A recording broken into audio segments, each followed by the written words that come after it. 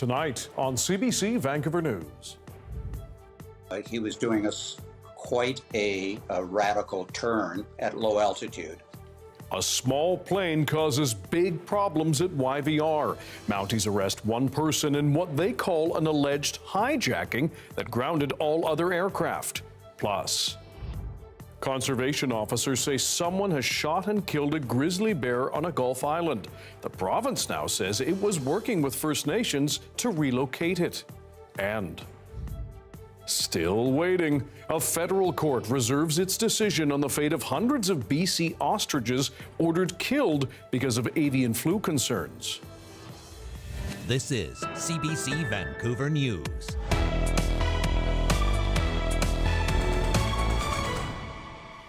Hello, I'm Dan Burritt. Thanks for joining us. It was a tense afternoon at Vancouver International Airport. The RCMP says it has arrested one person after a small plane was allegedly hijacked. As Jessica Chung reports, it landed safely but prompted all other flights to be grounded. Social media video shows a small passenger plane landing on the tarmac at Vancouver International Airport, taxiing down the runway, met by several police cruisers, lights flashing before officers are seen exiting their vehicles. The alleged hijacker then taken into custody. The incident grounded planes at YVR, causing delays and diversions. The pilot came on, and then he came on and said, "Oh, there's no airspace. The airspace has been closed because of a ultralight plane that is not communicating with the tower." Police say the incident started just after 1 o'clock when they got reports that a Cessna 172 had been hijacked from the Vancouver Island area and was entering into airspace near YVR, seen clearly from the ground by witnesses. He was doing quite a radical turn at low altitude. I went, wow, I wonder if he's in trouble. The flight path recorded on FlightAware, a flight tracking website, shows the plane flying from Victoria directly to Vancouver before circling the airport. In an audio recording, air traffic control can be heard warning others of the situation. We do have an aircraft that has been hijacked. Is in the vicinity of the airport. It's a 172, and just in case anything starts heading towards you, you have the ability to move at your discretion. Half an hour later, police say the plane landed at the airport and officers arrested the lone occupant. The aircraft towed off the runway. YVR says the incident shut down arrivals at the airport for almost 40 minutes. 9 inbound planes were diverted to alternate airports. This is not something that we would experience on a regular basis, but what I would say is that our emergency operations team, our partners, our CMP, we exercise regularly to make sure that we can ensure a safe and secure environment for passengers. Jessica Chung reporting, and you can read much more on that story on our website, cbc.ca/BC. BC conservation officers say a grizzly bear that made a sudden appearance on BC's largest Gulf island has been shot dead. The 5-year-old male showed up in late May on Texada Island, about 100 kilometers north of Vancouver near Powell River. More now from the CBC's Maurice Seidler. So Dan, the news started this morning. The Conservation Officer Service posted that this bear had been shot and wounded by a member of the public. 3 hours later, the Conservation Officer Service posted again to say that the bear was found dead. Now, we do not have a lot of details around what happened. All we know is it was shot by a member of the public. We don't know where. We don't know the circumstances around that death. Also today, we heard from the Ministry of Water, Land and Resource Stewardship to say that it had been working with 2 local coastal First Nations, the Tla'amin and the Seashell First Nation, to relocate the bear. Now, this was news to us because 3 coastal First Nations, the 2 I mentioned, and the Hamalko First Nation, had said they were trying to relocate the bear, but the ministry had not approved it, saying, this bear has already been relocated twice. It is not a good candidate to be relocated again. So that was news to us today. And Maurice, what more do we know about the grizzly himself? So We know, as you mentioned, Dan, this grizzly made its first appearance on Texada on May 25th. Now, that is unusual. Texada likes to pride itself as a predator-free community, which isn't entirely correct.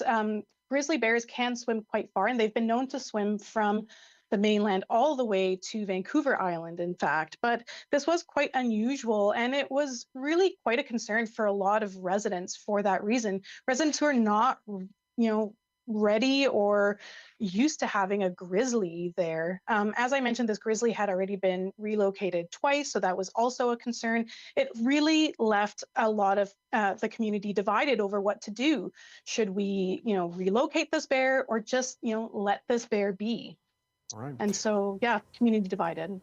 Maurice Seidler reporting from the Comox Valley. Maurice, thanks very much. The fate of a flock of BC ostriches is still up in the air. The owners of Universal Ostrich were ordered to kill more than 400 of their birds after avian flu was found on their farm back in December. But as Olivia Stefanovich reports, they went to court earlier in the day to try to get that order overturned. Dismiss this case and save the ostriches, please. A fight over the fate of a now famous flock in the hands of appeals court. The health department needs to take a step back.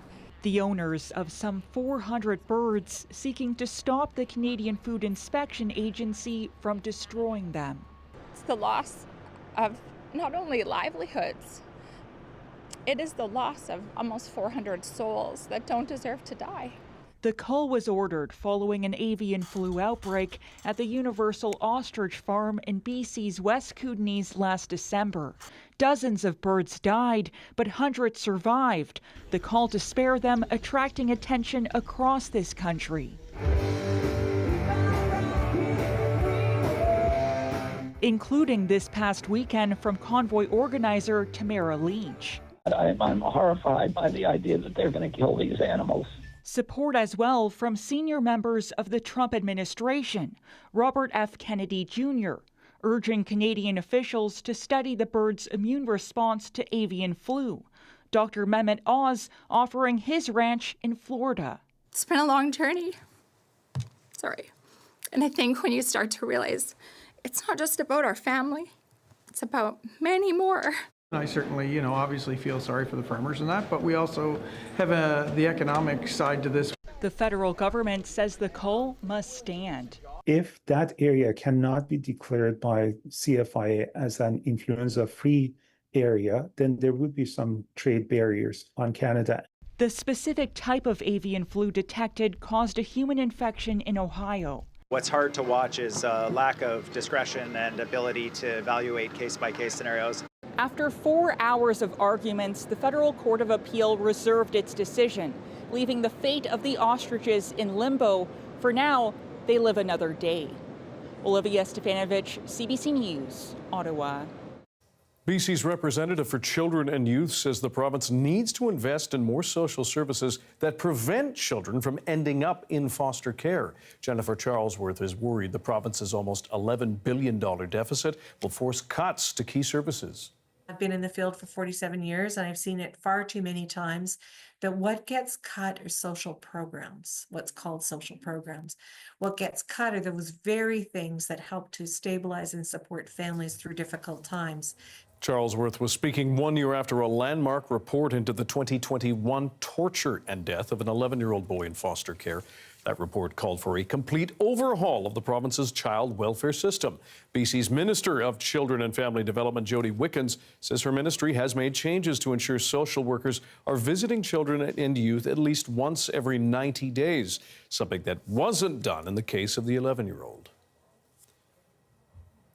City Council in Richmond has significantly reduced the funding it will provide to the Olympic Oval. On Monday, councillors voted to cut the yearly amount from $3.5 million to $2.5 million for 2026. As Chad Pawson explains, it follows a tumultuous time in the aftermath of its longtime CEO leaving. The Richmond Olympic Oval, home of speed skating events in 2010, now a hybrid high-performance legacy center. $53 million from taxpayers have been given over the past 15 years. It's a huge facility, and so it is something very different. And because it does serve high performance, it's something that maybe not everybody understands and can wrap their head around. Council is trying to wrap their heads around it. Is it properly serving the community? Councillors have sent a message. We're going to call the question. All those in favor? Any opposed? That is carried. Councillors voted to reduce the amount of taxpayer dollars it gives to the Oval each year from $3.5 million to $2.5 million for 2026.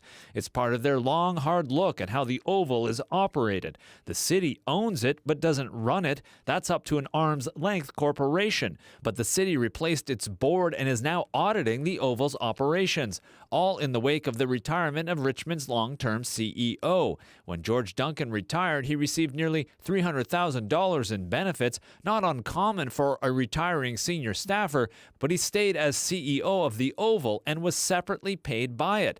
When his 2-year term ended, he received another $373,000 in benefits. There's questions regarding how the money was spent, such as travel expenses and some of those extraordinary expenses that were borne by the taxpayer in Richmond. So at the end of the day, we've got to relook at that structure to see if it still meets the needs of the shareholders in Richmond, which are the taxpayers. The Oval says the $1 million cut won't harm programming. In a statement, it says the Richmond Olympic Oval remains fully aligned with its shareholder, the City of Richmond, in upholding transparency, sound financial stewardship, and community service. Other Oval changes could be coming. Staff have been charged with setting out a process to dismantle and replace the Richmond Olympic Oval Corporation and review if the Oval needs to pivot away from how it operates now to provide more programming for the community it serves. Chad Pawson, CBC News, Vancouver. Well, the hot, dry weather coating much of BC has prompted more fire bans. The Wildfire Service says starting Thursday, a campfire ban will take effect across much of the South Coast. The service says a Category 1 campfire ban will start at noon on July 17th. It says environmental factors are making the risk of wildfires too high.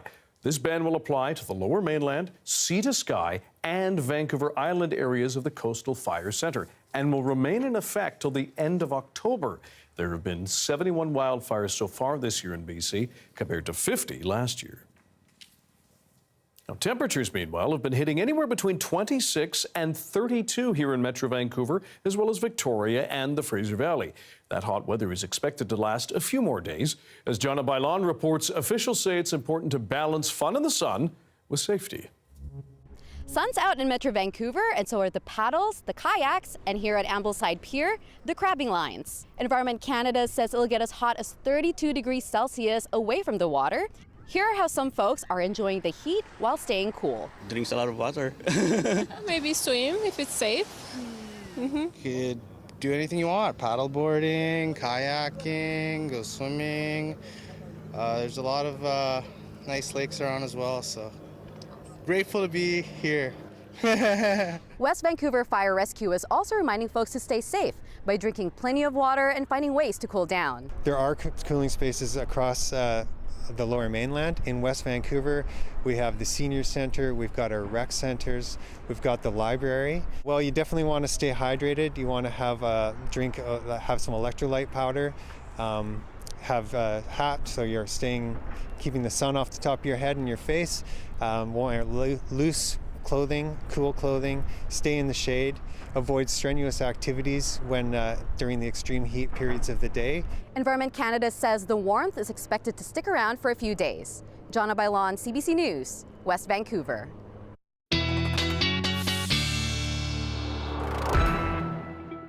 We turn to the expert now, our climate and science specialist. That's what we call you, right? There we go. Darius Madavi with a look at the weather. But you're qualified. There we go. We assume. Fire danger, what's going on? Fire danger remains low in parts of the southern and central interior, continuing to climb once again in the south. And our hotspot right now, the northeast and Vancouver Island. So keep an eye on those places because several active fires happening on Vancouver Island, although most of them small. Smoke, also something that we're going to talk about because especially down here, of course, the northeast seeing some intense local smoke. But down in the south, we were expecting potentially to see some smoke coming to the south coast today. Not much more than some haze, largely because the winds in this area, the smoke mean blowing from the north, pushing that smoke away from us, luckily. Tomorrow, hopefully more of the same. Okay, thanks. Thank you. Up next, why so many big music artists are giving Vancouver a pass this year. That story after the break.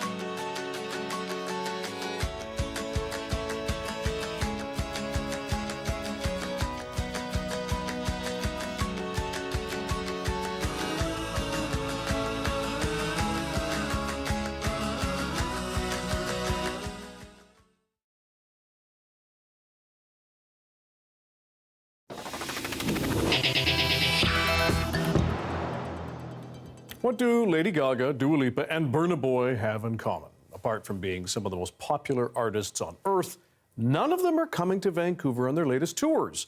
Our Ashley Moliere digs into why. You're scrolling through social media and you see that your favorite artist has just announced their latest tour. But when you scroll through the list of endless cities, maybe seeing Toronto and Montreal, Vancouver isn't there. It's starting to become a regular occurrence for some music fans. It doesn't help Vancouver's no fun city unfortunate reputation. We want folks to think of this as a destination for arts and culture and creative things. It's kind of tough. It kind of makes me feel a little bit separated from the artists. Some big artists like Beyonce, Lady Gaga, Lorde, Caliuchis, and Burna Boy have all decided to skip Vancouver on their latest tours so far. Many of these artists have been here previously, so why not now? Some in the industry say venue availability is one main factor. BC BC Place is one of Vancouver's largest concert venues that has hosted the likes of Coldplay and the Rolling Stones in the last couple of years.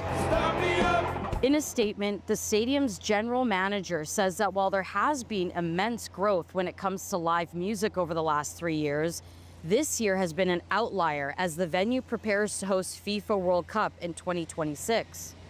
He adds that the cyclical nature of tours means that when demand is high in Europe and Asia like it is this year, North America sees a surge the following year, and that this is already reflected in the 2026 and 2027 calendars. Others point out that the types of venues we have may also be limiting.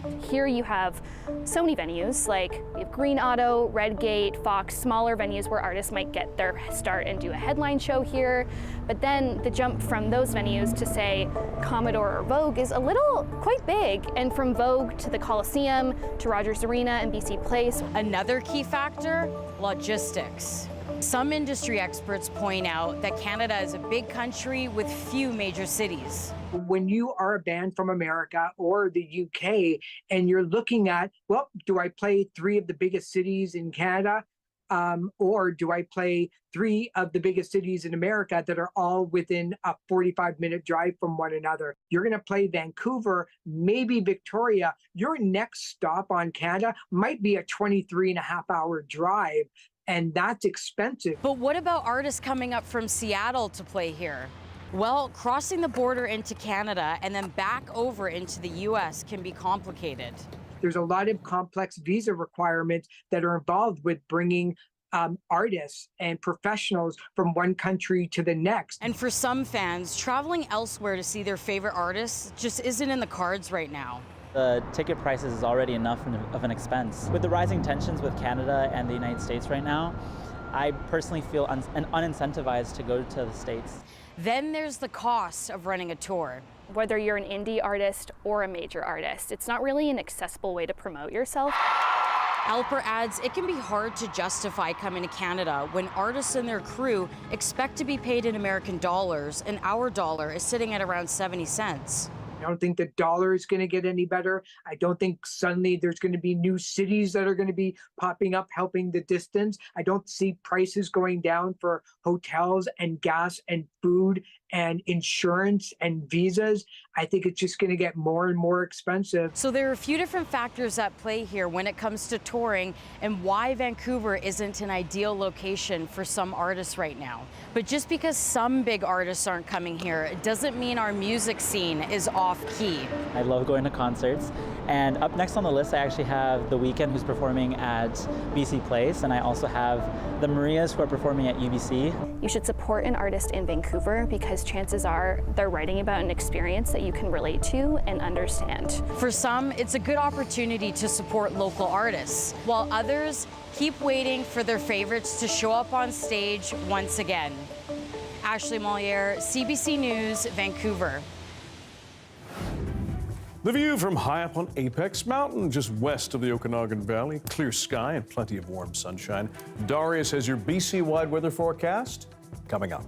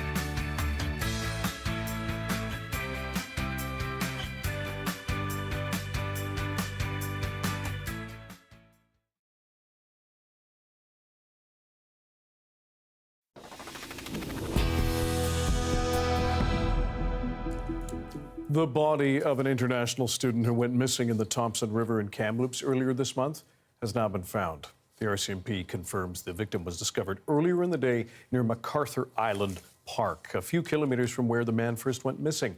The young student was playing volleyball on the evening July 6th. Rescuers say he got caught in the current when he tried to retrieve the ball from the water. Police are not releasing the victim's name to protect his privacy.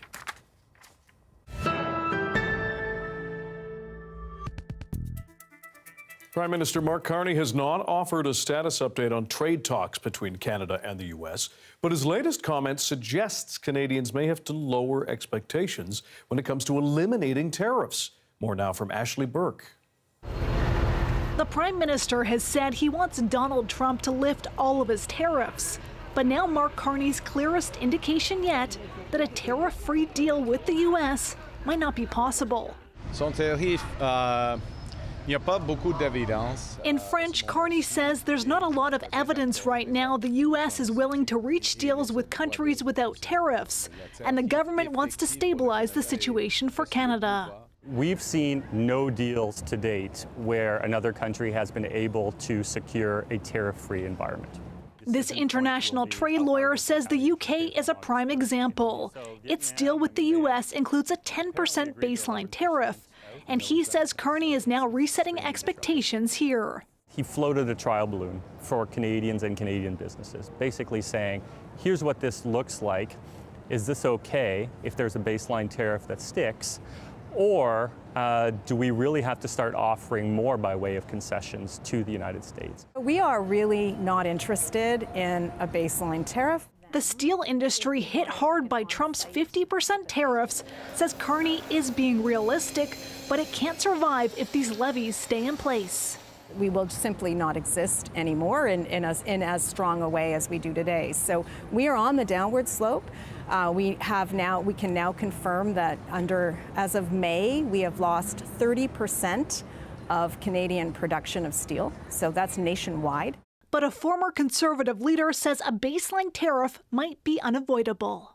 We want to get a deal that has a low as possible general tariff rate and an exemption completely, hopefully, for steel, aluminum, auto, and energy. I think if we go for that goal, it'll be good for Canada. In a phone interview with the BBC, Trump suggested that he's ready to make a deal with Canada.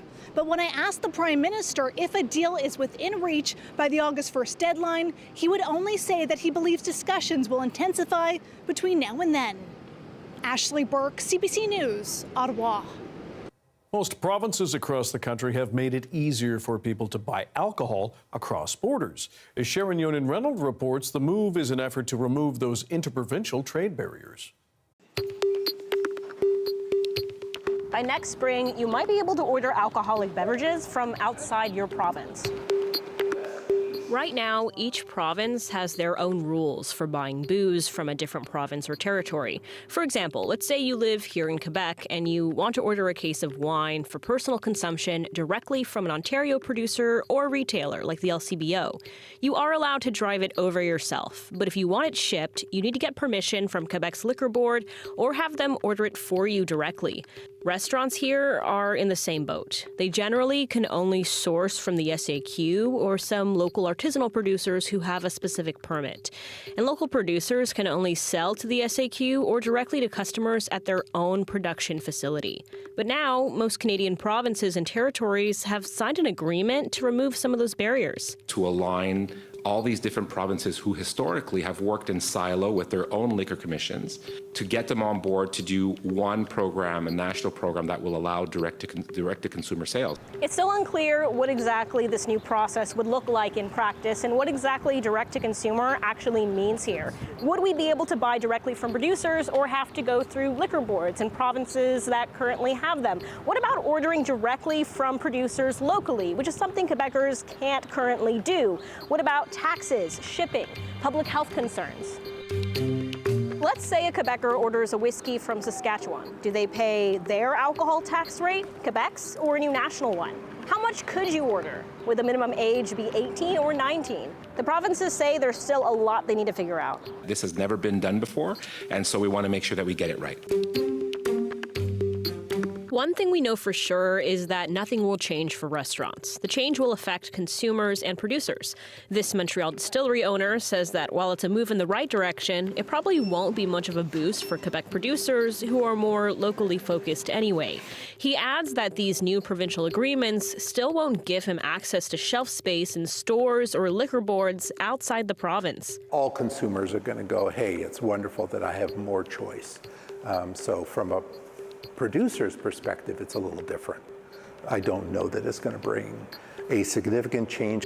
Still, some experts are hopeful that the move opens the door for what's really the larger goal here, more interprovincial trade.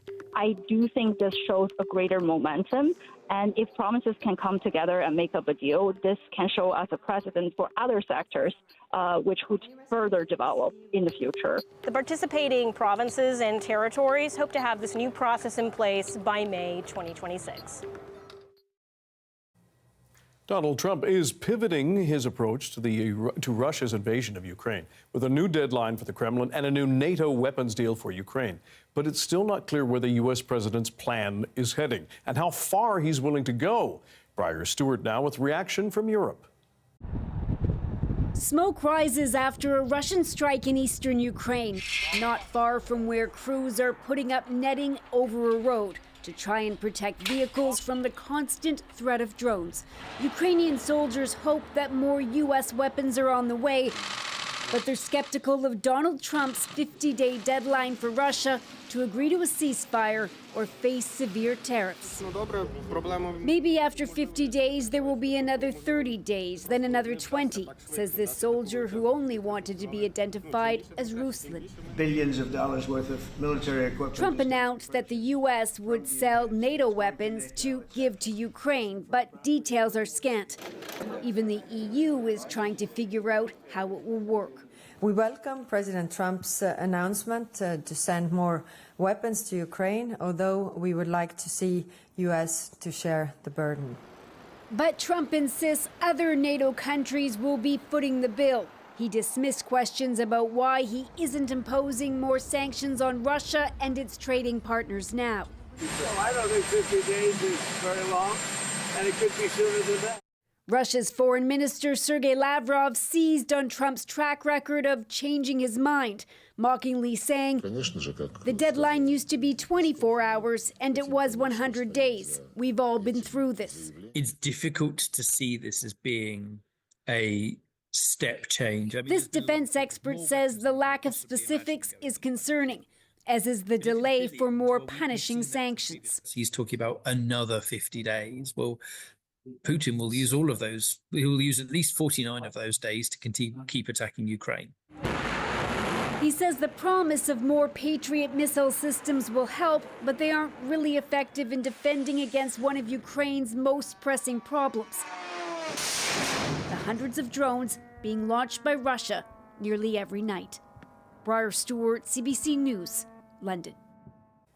Officials are warning of a dangerous trend in Canada's opioid epidemic. They're seeing a toxic cocktail of chemicals, street drugs that are constantly evolving. And as Paige Parson explains, it's making it harder than ever to treat overdoses and save lives.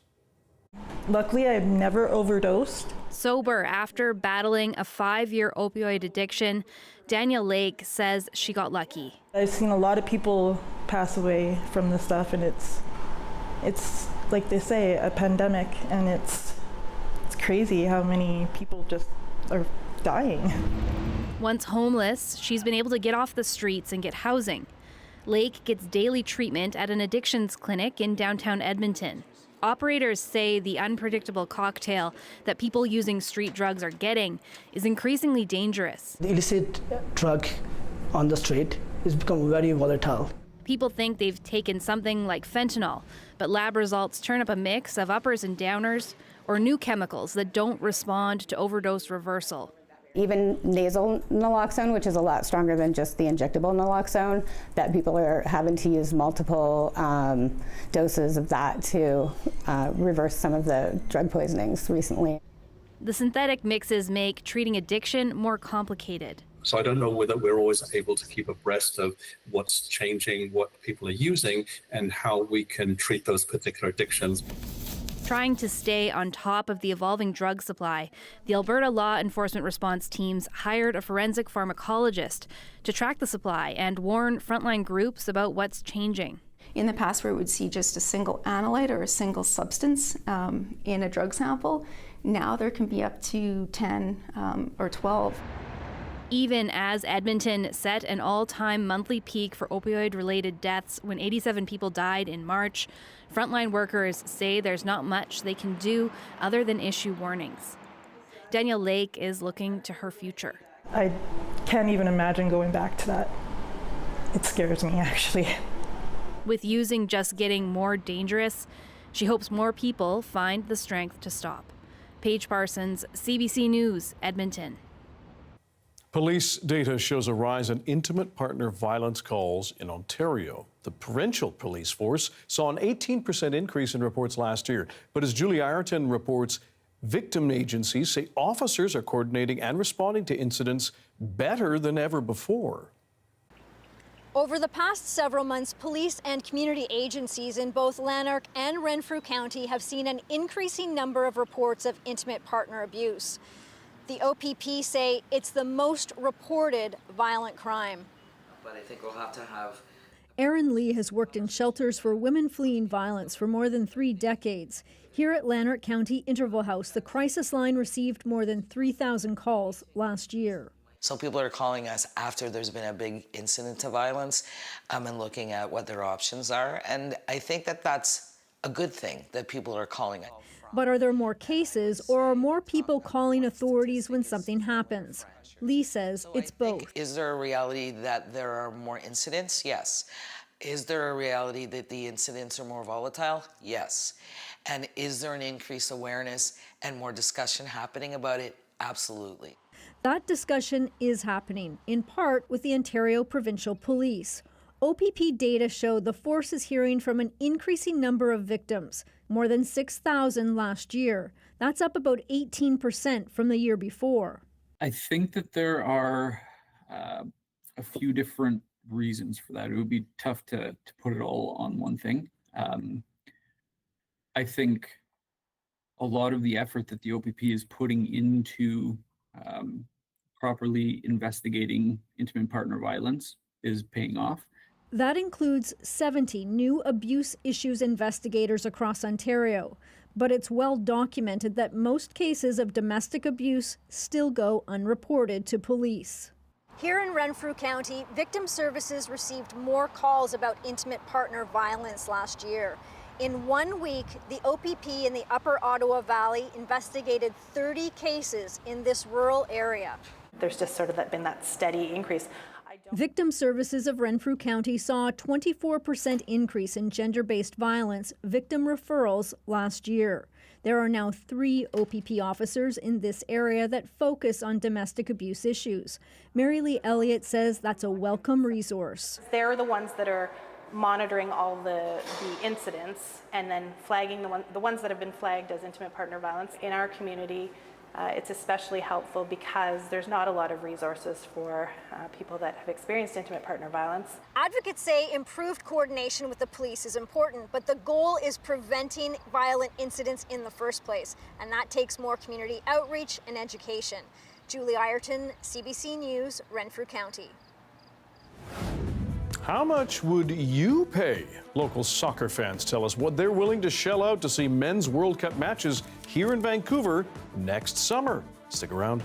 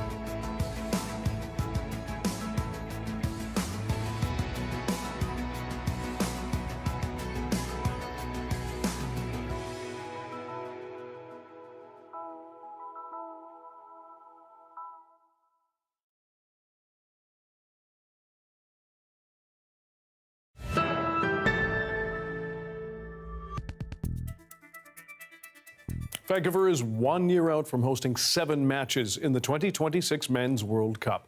This week, FIFA unveiled new hospitality packages for the tournament. Those are the premium tickets that come with all kinds of perks. The lowest price offering starts at $2,500, while the most expensive begin at almost $16,000. General tickets are not on sale yet, but it did get us thinking, how much would you pay to watch a Men's World Cup match here? The early edition's Lawrence Watt hit the streets to find out. So FIFA has released new hospitality packages for purchase for the 2026 World Cup. These are essentially bundled tickets that come with comfy seating, fast-track access to the stadium, the whole VIP experience, but the catch is that they're also quite expensive, with the lowest tickets going for around $2,500. So how much would you spend to see a World Cup match, and how much is too much? Probably will risk about $500. That will be my top. I would probably pay around, I want to say $600, probably fair price for a World Cup game. Yeah, depends on the team that's playing. Well, if it includes all of the games, maybe a VIP $2,500 actually seems like reasonable. But really, it's just more about like supporting the economy here. So the hopes is that some of that would go back into the city. Yeah, maybe 1,000. I won't spend $2,500 for a ticket. I don't think. Yeah. Finals, semifinals, Messi, a big game, 1,000 I'll pay, go watch the game, but I don't think 2,500, yeah. Honestly, it all depends on who's playing. I don't know if those VIP packages disclose which teams are playing. No, I don't know. I'd have to talk to some friends and see who's up for it, but I'm not going to be purchasing that ticket all by myself, but that'd be kind of like a group choice and group decision. If you were to get your hands on some tickets, what would it mean to you to be in the stadium during a World Cup game? Oh, I would love it. It'd be amazing. Yeah, it's a once-in-a-lifetime opportunity. It's amazing it's coming to Canada and highlighting Vancouver, so I see it as being, a positive for sure. It will be great, man. It will be great. I don't know how many games we have here? 7 games in Vancouver. Vancouver, whoa, that's nice. Yeah, I'm excited. I hope I can watch one game at least. Yeah. It'd be almost like a once-in-a-lifetime opportunity. It'd be pretty cool to watch the game here in Canada. It'd be even cooler to watch home country play in its home country. So, yeah, that'd be very meaningful.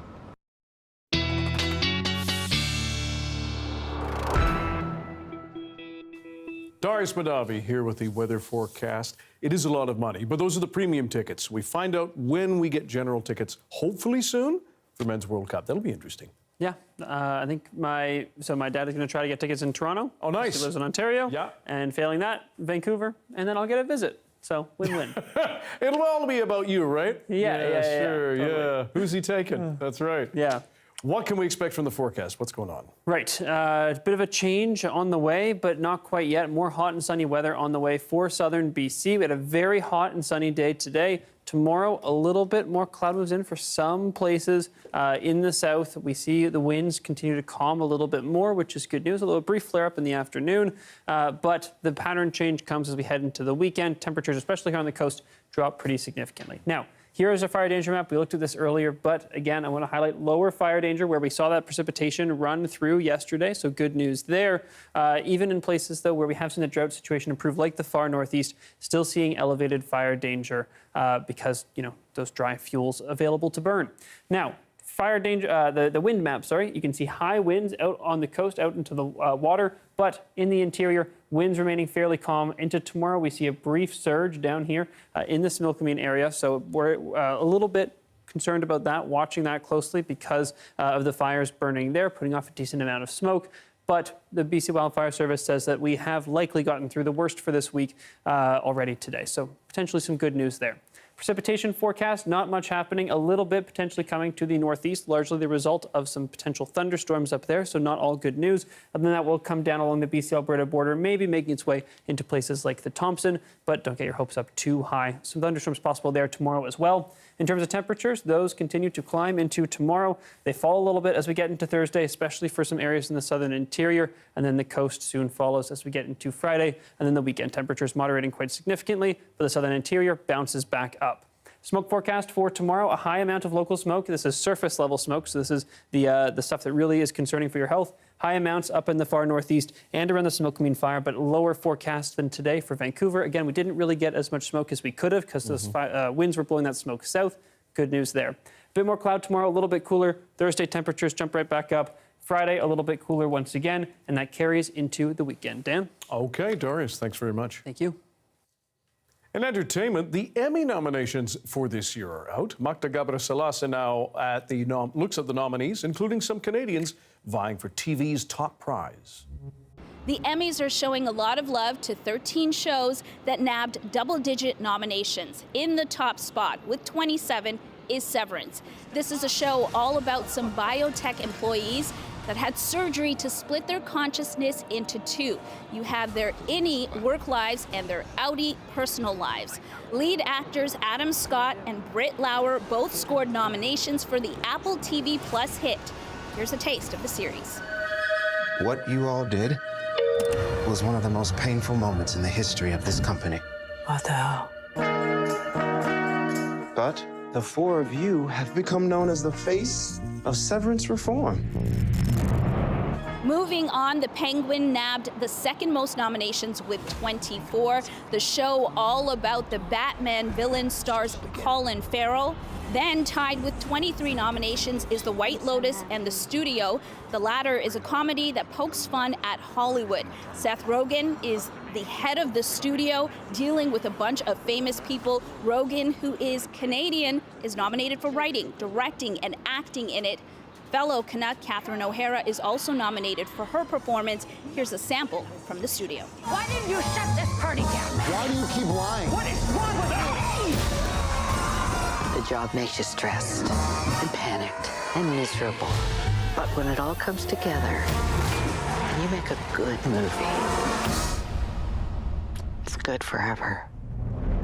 O'Hara has 2 nominations this year. The other is for her guest starring role in The Last of Us, a show which is mostly filmed here in Canada.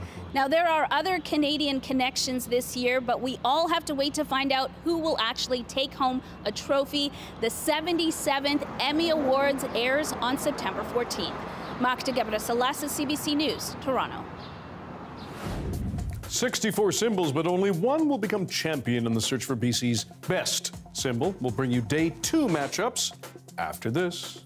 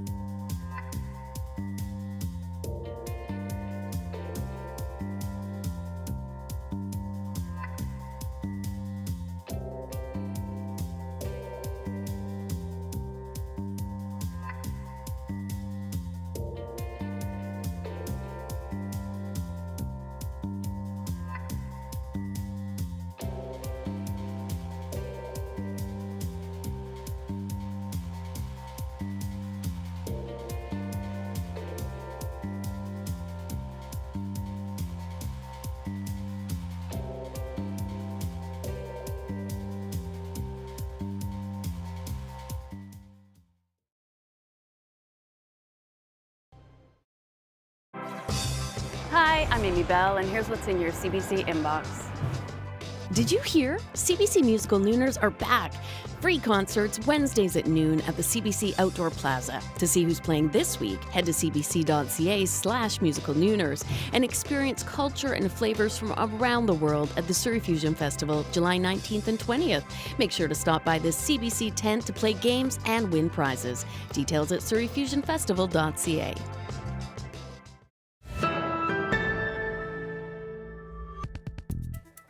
For those in the city, one of Vancouver's biggest events will hit the sky this weekend. The celebration of light fireworks attracts hundreds of thousands of people to the edge of English Bay each year. Police say safety is top of mind. The Vancouver Police Department is deploying more than 400 additional officers for Celebration of Light alone, and that's in addition to all of the regular duty officers who are policing throughout the city. These officers will be stationed at various places in the downtown core, in the West End, in Kitts Point. Sergeant Addison says police will be patrolling by air, land, and water. The fireworks competition begins this Saturday and continues on July 23rd and 26th, Wednesday, Saturday. If you're heading to the shows, expect lots of road closures. TransLink says it will boost transit service on each of those 3 nights. The event is expected to be one of the city's biggest public gatherings since the deadly attack at the Lapu Lapu Day Festival in April. While past competitions have featured teams from around the world, this year is all Canadian, with Yukon, Quebec, and Nova Scotia facing off. Always a big event. Now it's been hot out there today in some places. So is the search. Segue for BC's best symbol. It's day 2 of the search, and nature symbols are taking center stage. Justin McElroy breaks down the key matchups today. British Columbia has so many iconic symbols, but which is best? It's time for the first round of the search for BC's best symbol. And in today's main event, we start with an argument that has raged in the Okanagan for years. Which fruit is superior? On one side, cherries, on the other, peaches. The fruit fight is here, but only one can move to the next round. It's the nature round of the bracket, and when you think about BC's outdoors, roaring rivers like the Fraser comes to mind, but there are also massive mountains across this province. Each are big symbols, but only one can move on. We've got rivers, we've got mountains, but we've also got trees. 4 of them, all facing off in the next 2 weeks. The red cedar is BC's official tree, but the arbutus is beloved on Vancouver Island. The winner of that will face the winner of the Battle of the Conifers. It's Douglas fir versus Sitka spruce. Pick your pine code and choose a tree champion. These are some of the 64 symbols in the competition, but only one will become champion in the search for BC's best symbol. Those are so tough. This is so Oh my gosh, tough. voting on this? Incredible. Now, in case you're wondering what happened to the head-to-head between the marmot and the Sasquatch, it's the marmot, and it wasn't even close. No, indeed. Here's a recap of yesterday's results. Orca wins over Raven. Sea Otter beat the Cougar. Stellar's Jay beat the Bald Eagle. As it should. Oh.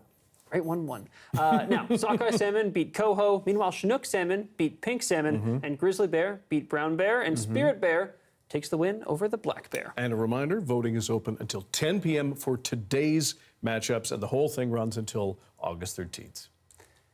Tough ones. I know.